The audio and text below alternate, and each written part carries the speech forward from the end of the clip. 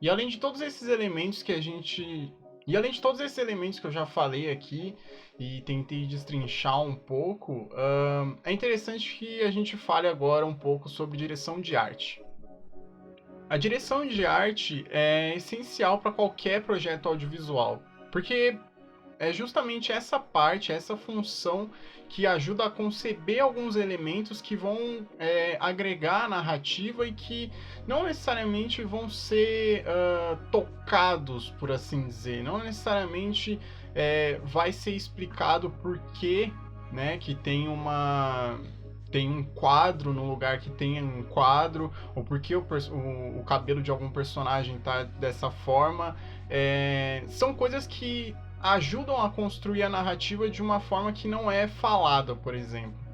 E principalmente se tratando de um projeto, né, que bebe muito da fonte do universo criado pelo Robert W. Chambers, a gente tem que prestar muita atenção nesse tipo de coisa porque ele, por vezes, descreve pequenos objetos ou pequenas coisinhas, até mesmo roupas, né? E cenários que são muito importantes para dar uma certa noção do clima que a história está se passando e principalmente do que vai acontecer, por assim dizer. Então, a gente precisa estar sempre de acordo com esse tipo de coisa, com esses elementos que vão ajudar a construir a narrativa, a construir a ambientação, para que o espectador não se sinta perdido, né? E para que a história avance da melhor forma possível. E é uma área que precisa ter mais reconhecimento mesmo.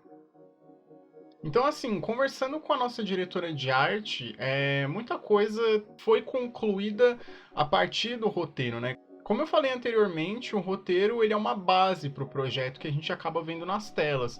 Ele não é ele não é um livro de regras, por exemplo.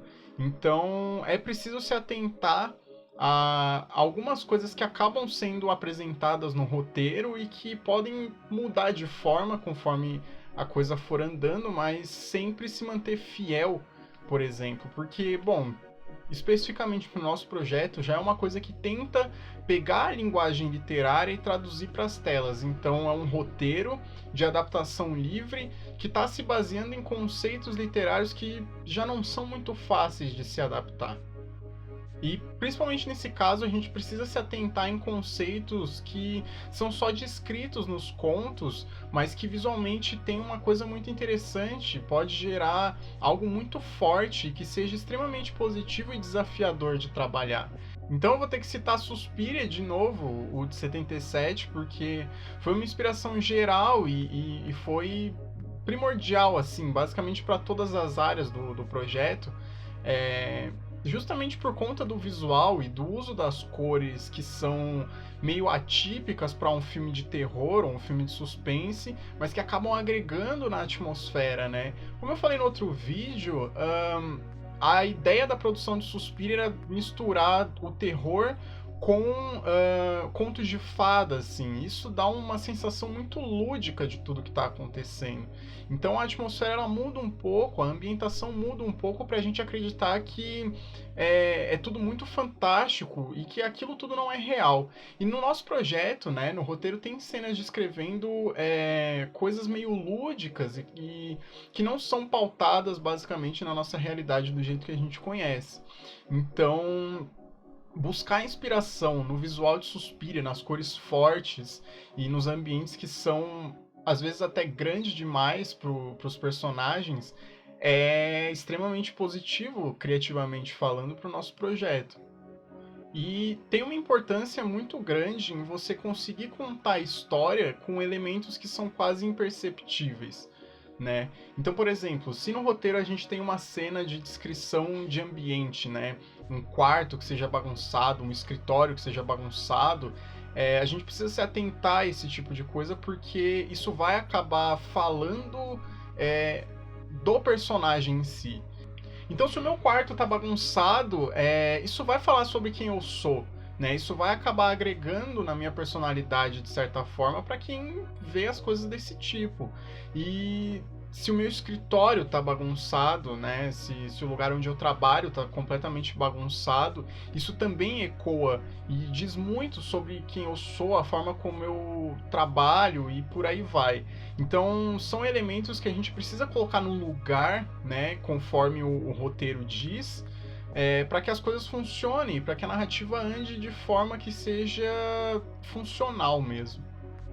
E assim, objetos de cena, da proposta que for, ou, ou questões de figurino, uma mancha de sangue, por exemplo, na roupa de um dos personagens, isso acaba impactando muito no desdobramento da história, e são detalhes quase que subliminares na percepção do público enquanto todo mundo assiste. E ainda que isso passe despercebido na cena, caso fosse decidido não colocar, a falta seria muito mais sentida, né? A ausência de algo, ela é muito perceptível em momentos chave, assim. Então, se a gente está trabalhando uma cena que justamente algum personagem supostamente matou o outro, e não tem indício nenhum visual sobre isso, apenas a explicação literal, basicamente, o impacto não é o mesmo, né? A cena não é tão forte, ela não funciona tão bem. Então, esse tipo de coisa a gente precisa se atentar, né? Se a gente está falando que um personagem é, é dependente de remédios, por exemplo, e não leva a vida muito nos trilhos, a gente precisa mostrar isso com coisas que compõem o ambiente desse personagem. A gente precisa vender essa ideia de que o personagem existe, de que ele é crível, né? A gente precisa olhar, enquanto espectador, para alguém dentro do filme ou qualquer coisa assim e acreditar que aquela pessoa existe e esses elementos eles ajudam muito na percepção desse tipo de coisa. E justamente, né, assim como na vida, as roupas que a gente usa acabam mostrando um pouco da nossa personalidade, né? Para não falar muito. Então, há de se ter um cuidado com esses elementos também. Como isso é um projeto ficcional, a gente pode trabalhar muito mais os pensamentos pessoais dos personagens e um viés psicológico que qualquer um deles tenha. Mas eu sabendo como o personagem X ou o personagem Y age, não significa que quem está assistindo vai saber. Então a gente precisa retratar isso justamente no comportamento que vai ser passado para o ator realizar o trabalho em cima daquilo e nas próprias roupas, né? Então, por exemplo, para o personagem mais jovem do nosso roteiro, só para passar uma ideia assim, a nossa diretora de arte ela pensou muito como referência as roupas do Joe Barish, que é o personagem do Jim Carrey no filme Brilho Eterno de uma Mente Sem Lembranças, que foi lançado em 2004, dirigido pelo Michael Gondry. E esse personagem usa tons mais sóbrios nas roupas, né? Pra passar uma ideia de que ele é meio chato, de que ele é entediante. E isso tudo somado com a performance do próprio Jim Carrey, né? Não dá pra deixar de levar isso em conta. Mas essa ideia de você transmitir o psicológico do personagem nas roupas, ela é fundamental pro audiovisual e principalmente pros filmes, né? Séries também, enfim. E outra referência principal também para esse mesmo personagem nosso é o Elliot Alderson, da série Mr. Robot, que foi ao ar em 2015, criada pelo Sans Mail. E o Elliot é um personagem que também ele é todo introspectivo, ele tem inúmeros problemas assim e principalmente não só no figurino dele, né, que a gente tenta se inspirar para deixar o personagem jovem do nosso roteiro mais crível, mas também nessa série a ambientação que ronda o personagem do Elliot é muito específica e retrata muito bem quem ele é. Por exemplo, o apartamento dele é arrumado, mas você vê que não é como um lar para ele. É quase como se fosse uma casa provisória mesmo e com móveis meio velhos, meio mal cuidados, somente, sei lá, na área de trabalho ali dele, que as coisas são um pouco mais ajeitadas, porque justamente é uma área de trabalho. E em contrapartida, o personagem velho do nosso roteiro, ele é totalmente outra pegada. No início a gente prezou mais por tentar construir uma espécie de caricatura, né? É um personagem mais excêntrico que expõe isso, já que ele vive de arte, né, há tanto tempo, já que ele comanda um teatro faz muito tempo, então isso é importante para a gente conhecer no início da nossa história. Justamente porque a vestimenta dele expressa esse tipo de coisa, né? Porque faz parte um pouco de como ele tá se sentindo naquele momento. Então ele usa roupas mais largas, um pouco mais confortáveis, né? Assim como o personagem Ben, de Capitão Fantástico, de 2016, dirigido pelo Matt Ross. É o personagem do Viggo Mortensen, é o pai da família, né? Que assim, além do visual, não tem muito a ver com o velho que a gente está tentando construir no nosso roteiro, mas foi uma referência que imediatamente foi sugerida para a gente apresentar esse momento do personagem de excentricidade, de relaxamento e de uma certa tranquilidade cínica, digamos assim.